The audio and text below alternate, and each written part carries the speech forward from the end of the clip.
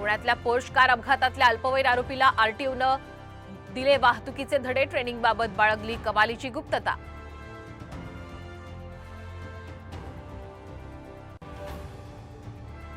पुण्यातल्या नारायणगावमध्ये अजित पवार यांच्या जनसन्मान यात्रेला काळे झेंडे. भाजपच्या माजी झेडपी अध्यक्षांचं आंदोलन. शासकीय कार्यक्रमामध्ये घटक पक्षांना वगळल्याचा आरोप. 26/11 हल्ल्यातल्या प्रमुख आरोपी तहव्वूर राणाच्या प्रत्यार्पणाची आशा. प्रत्यार्पणाविरोधात राणाची याचिका अमेरिकेच्या कोर्टानं फेटाळली.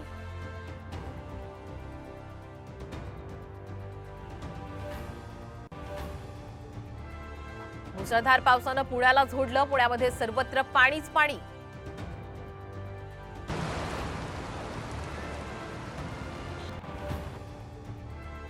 लाडकी बहीण योजनेमुळे बँकांमध्ये मोठी गर्दी. बँकांवर ताण. मुख्यमंत्र्यांनी लक्ष घालावं.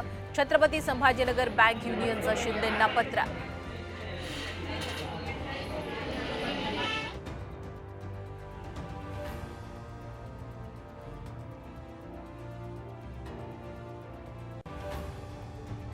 जागा वाटप रखडल्यानं राष्ट्रवादीमध्ये अस्वस्थता.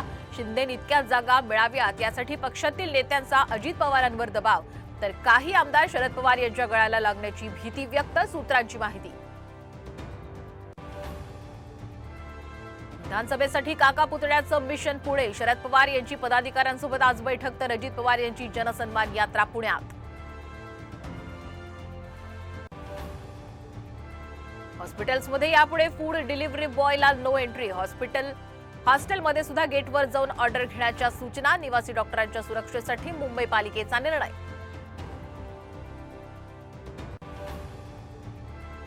बजेटनंतर सोनं पहिल्यांदाच 72,000च्या पार. तर चांदी सुद्धा 84,500 रुपये प्रति किलोवर.